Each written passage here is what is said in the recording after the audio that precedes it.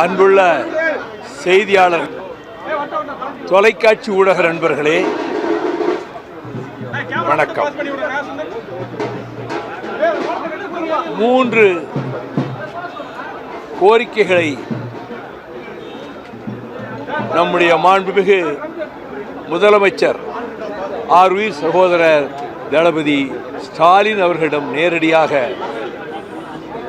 எடுத்துரைப்பதற்காக இன்று நான் அவர்களை சந்தித்தேன். ஒன்று, கண்ணியத்துக்குரிய காயிதே மில்லத் இஸ்மாயில் சாஹிப் அவர்கள் பெயரால் ஒரு பல்கலைக்கழகம் அமைக்க வேண்டும் என்பதை திராவிட முன்னேற்ற கழகத்தினுடைய தேர்தல் அறிக்கையிலேயே சேர்க்க வேண்டும் என்று ஒரு கோரிக்கை விடுத்தேன். அதை உடனே அந்த தேர்தல் அறிக்கை தயாரிக்கிற குழுவிடம் உடனே தெரிவிப்பதாக சொன்னார்கள். இரண்டாவது,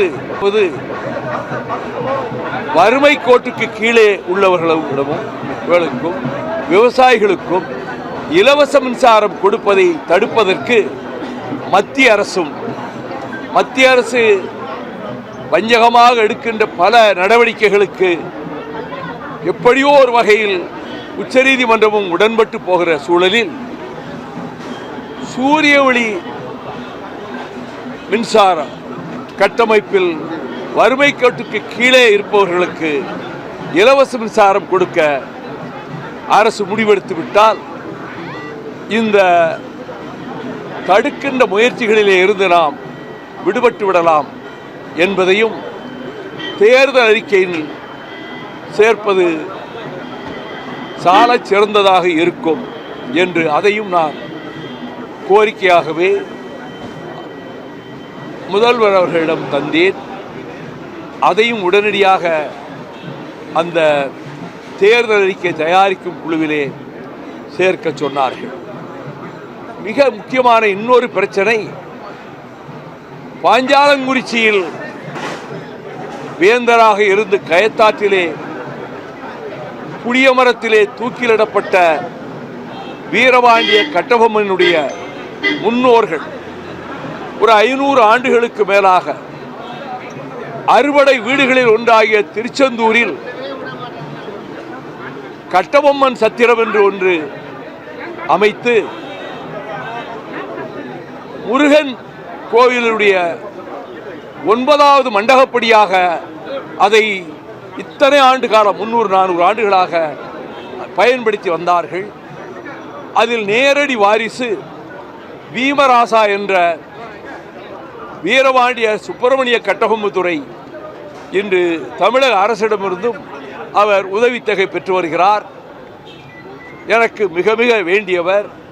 அவர் 2 காலும் நடக்க முடியாமல் இருக்கிற இந்த சூழலில் அவர் தொடுத்த மனுவில் சாதகமான முடிவெடுப்பதற்கு வாதாட வேண்டும் என்று பொய் சொல்லி அவருடைய கைரேகையை பெற்று இன்னொரு குடும்பத்தினர் இந்த சத்திரம் எங்களுக்குரியது என்று ஒரு பொய்யான முறையீட்டை தயார் செய்து கொடுத்து அறநிலையத்துறையினுடைய இணை ஆணையர் ஜாயிண்ட் கமிஷனர், இனிமேல் இத்தனை வருடங்கள் நீங்கள் போயிருந்தாலும் இந்த வருடம் நீங்கள் கட்டபொம்மன் சத்திரத்தில் மண்டகப்படி நடத்தக்கூடாது, பக்கத்தில் உள்ள சிவன் கோயிலுக்கு கொண்டு போய் சொரூபத்தை வைத்து கொண்டு போகலாம் என்பதில் ஒட்டுமொத்த அந்த 9 கம்பளங்களை சார்ந்த அந்த மக்கள் மிகவும் புண்பட்டு பல 100 ஆண்டுகளாக நாங்கள் பயன்படுத்துவது திருச்செந்தூரிலேயே முதலில் கட்டப்பட்ட இந்த கட்டபொம்மன் சத்திரம், இதில் நாங்கள் இந்த வருடம் நுழையக்கூடாது என்று ஆணை பிறப்பித்திருக்கிறார்கள் என்று அந்த நேரடி வாரிசு வீமராசா அவர்களே எனக்கு அலைபேசியிலும் பேசினார், கடிதமும் அனுப்பினார். அந்த கடிதத்தை வைத்து நான் ஒரு முறையீட்டை தயார் செய்து நம்முடைய மாண்புமிகு முதலமைச்சர்களிடம் சொல்லி இப்பொழுது இணை கமிஷனர் இப்படி ஒரு உத்தரவை பிறப்பித்திருக்கிறார், அதை திரும்ப பெற வேண்டும். அந்த அத்தனை சமுதாய மக்களும் நேரடி வாரிசும் வழக்கமாக போகிற 9வது மண்டகப்படி முருகனுக்கு திருமுருகனுக்கு எங்களுக்கு உரிய இடத்துக்கு போக அனுமதியை பெற்றுத்தர வேண்டும் என்று கேட்டுக்கொண்டதன் பேரில் நான் ஒரு முறையீடு தயாரித்து மாண்புமிகு முதலமைச்சர்களிடம் சொன்னேன்.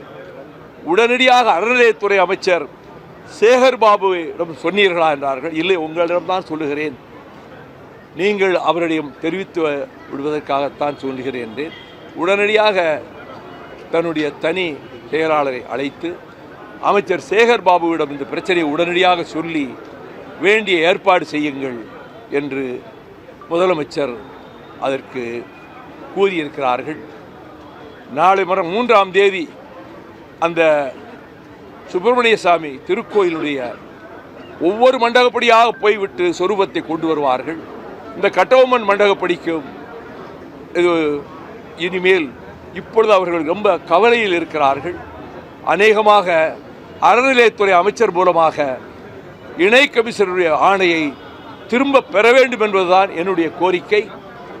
அநேகமாக அது நிறைவேறும் என்று நான் நம்புகிறேன். இதற்காகத்தான் வந்தேன், இதைத்தான் பேசினேன். அடுத்து எங்களுக்கு இன்றைக்கு திருப்பத்தூரிலே இந்த வேலூர் மண்டலத்தினுடைய நிதியளிப்பு நிகழ்ச்சி இன்று காலை 10 மணிக்கு நடப்பதாக இருந்தது. மாண்புமிகு முதல்வர் அவர்கள் பகல் 12:30 மணிக்கு நேரம் ஒதுக்கியதால் நான் அந்த கூட்டத்திலே கலந்து கொள்வதற்காக உடனடியாக செல்ல வேண்டிய நிலையில் இருக்கிறேன். செய்தியாளர்களிடம் இந்த 3 செய்திகளைத்தான் மாண்புமிகு முதலமைச்சர் அவர்களிடம் நான் பேசினேன் என்பதை தெரிவித்துக் கொள்கிறேன். அதை பற்றி எதுவும் பேசலாம். ஒரு சுற்று பேச்சுவார்த்தை குழு போய் பேச்சுவார்த்தை நடத்தியிருக்கிறாங்க. 2வது சுற்றுக்கு என்றைக்கு அழைக்கிறாங்களோ அன்றைக்கு போவாங்க. எதையும் நான் சொல்ல முடியாது. நன்றி. ஓபிஎஸ்ஆ யார் வந்தாலும் நல்வராகுங்க.